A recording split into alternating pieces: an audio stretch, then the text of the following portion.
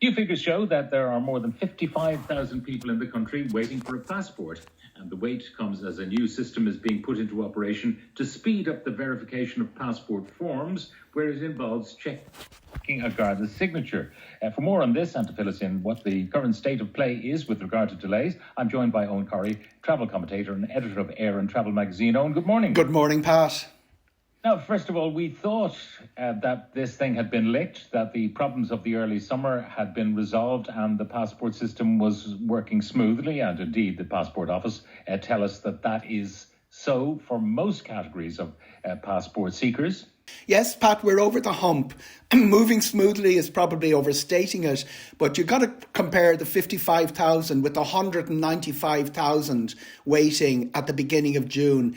What they have done in the meantime is very important. They've identified the main choke point in processing applications. We're talking about newborn babies largely here, and that is the communication between the Passport Office and the Garda Síochána.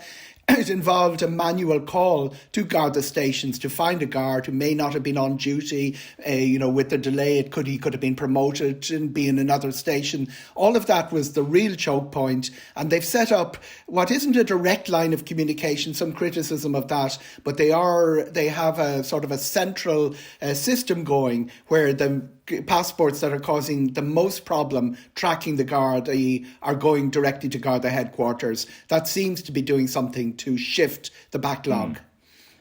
So how does that new system work? Before they tried to track down the individual guard, Gardaí work shifts and they have annual leave and sick leave and all the rest of it.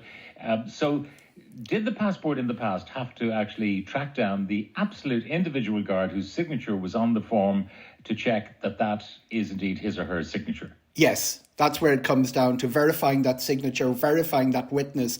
Important document. Everything has to be prefaced by the fact we have one of the most powerful passports in the world, and that it's really important to make sure that its veracity is absolutely spot on for our international reputation. That involved tracking down individual guards. It was cumbersome. There wasn't a number of personnel in the Passport Office, although they did increase them from 340 up to around 900 during the course of this crisis.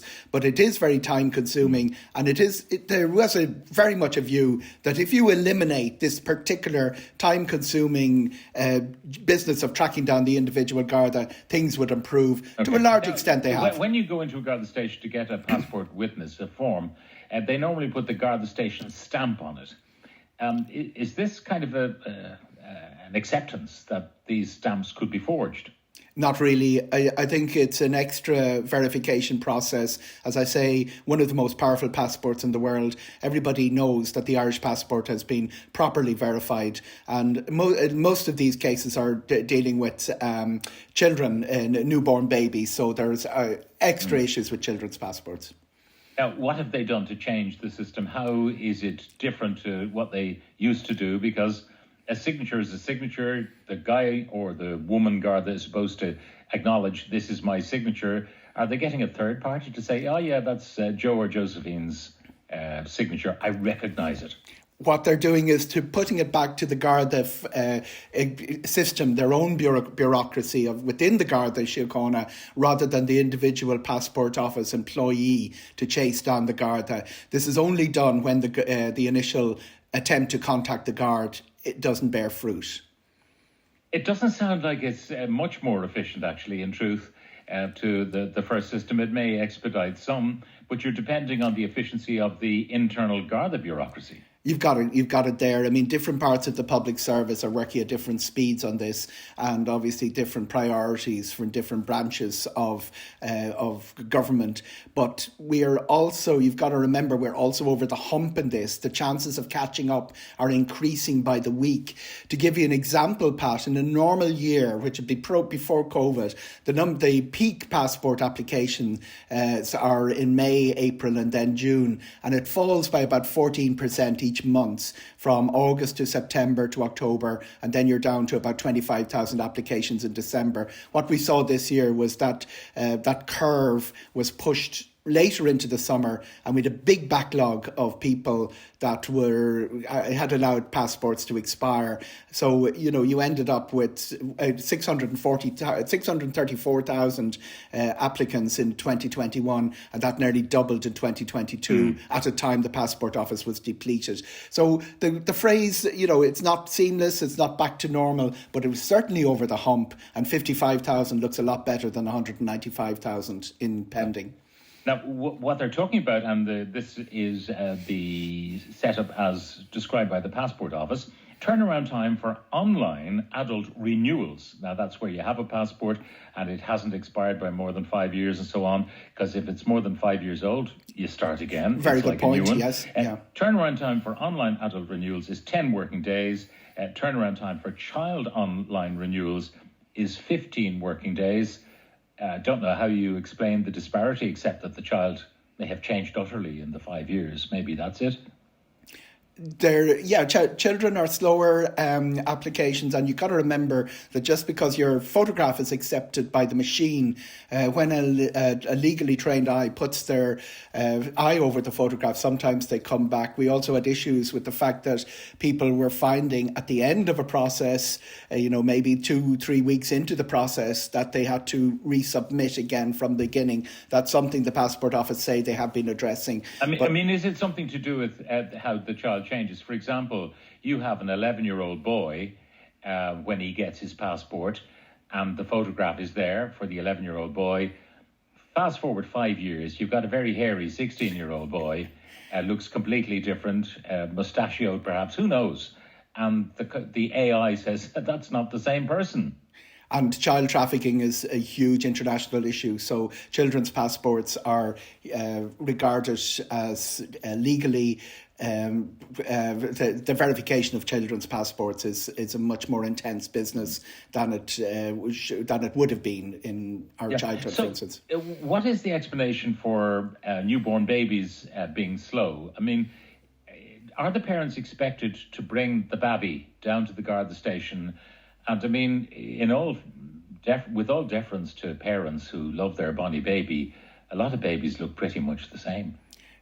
Pretty much the same, but you've got to bring your verification documents, which includes the parents' legal documentation, and you have to get that witness. So it's up to the reason that it takes so long is that the Garda vetting process is there to work out if there's anything suspicious happening, and also to make sure that the parentage, the parents' documents are all in order. It is the major choke point. It's the only part of the process. As you say, if your passport is out by 5 years, which happened quite a few people during COVID because they hadn't travelled for the last 3 years, you do start the process from the beginning again. But let's face it, all of the focus on this is on newborn babies. Really important point. PPS number is not required. It takes a while to get the PPS number for your newborn, but you don't need it before you start the passport application process. You can do it straight away. So as soon as your baby is safely delivered, that's when you go get the passport. Well, I presume you have to have the child legally named. Yes, a name would help. And once you have your name, date of birth, you don't need the PPS. Yeah. Now, the Passport Office also tell us that the customer service hub is handling about 3,000 queries a day. So let's hope that process is now more efficient than it was, because it was huge frustration. People wondering, why did my application not get processed? What's the delay? What's the hang up? Where is my application in the system? And I hope the people manning the customer service hub have, access to all the relevant files. Because there's no point in ringing up the hub and saying, this is my application number, and they say, well, I'm sorry, we don't have access to that file. And a bit of people ringing up without an application number saying, where is my passport? Two things happened. The number of calls went up and the processing time per customer went up by something like a scale of 4. The number of people available to take the calls wasn't also very high. So all of that led to a situation where the Passport Office was virtually uncontactable. Another thing happened. Politicians traditionally had a sort of a backline of bat phone or whatever to get through to the Passport Office to help expedite the process. And when they were coming under huge pressure from from constituents saying, please do something about the passport. That channel of communication had broken down. So hence it ended up being very politically charged. Yeah, there's some suggestions from listeners. Brian and Malahide, when a guard signs the passport form, could the guard not send an email to a designated email confirming the signature? Then when the passport application comes in, they just cross-check against the email from the Garda that should be on file. That's from Brian and Malahide. And I'm sure the IT people could come up with a system that would make that possible and verifiable. But anyway, it's not there yet. A Garda put the wrong date on my baby granddaughter's application, so we had to start all over again. The application goes to Balbriggan, then the passport office, then back to Balbriggan again. That's according to Richie in Tala. I did a straightforward 10-year password renewal online last Thursday, lunchtime. That was the 4th. It arrived today, so well done to the passport office. Another one says the same. Well done to the office. For online renewals, I took a photo at home, filled in the form in a couple of minutes, got my passport in days. An absolutely fantastic service. What if my second name is spelled wrongly on my existing passport and I want to correct it on renewal? How long would that take? That's from Kevin in Oldtown. And that sometimes happens. You get an error on a passport and then you say, I won't bother changing it now because I'm going on holidays next week. So then you forget about it, and 5 years later, you have this mistake on the passport. Do you have any insight on that? There's a man in Mullingar will remind you very quickly if your passport name is wrong. If you book Ryanair and it doesn't exactly match your passport, he's going to charge you extra for a new ticket. So it really is important to get your passport right. It does happen. The passport is issued in the wrong name, or sometimes you put in Peggy instead of Margaret or whatever. Yeah. So it is really important to get it redone immediately. That'll take. It doesn't take that much longer. It takes. Interesting comment here from Andrew. He says, I had a passport application recently signed by a Garda who does not know me from Adam. This step needs to be changed. It's a waste of Garda time and doesn't add anything to the credence of the passport. P.S. My wife's UK passport was held in much more high regard when we did our round trip. That's from Andrew. Well, it does depend on Brexit, doesn't it, Eoghan? Not only that, but I mean, if you've got a Brit passport, you can be on a very long queue or a very short queue. It just depends. Not only that, but the Irish passport, internationally is held. It's very much of a muchness. I think there's 2 countries in the difference that you can get into without a visa. But certainly Brexit has cut off a lot of the advantages of having a British passport travelling within the EU. But to give an example, there are countries, and randomly pick up Zambia, where if you have a British passport, you do need to pay £100 for a visa. If you have an Irish passport, you get in without a visa. Sometimes it works in the other way, but it's much of a muchness between the two.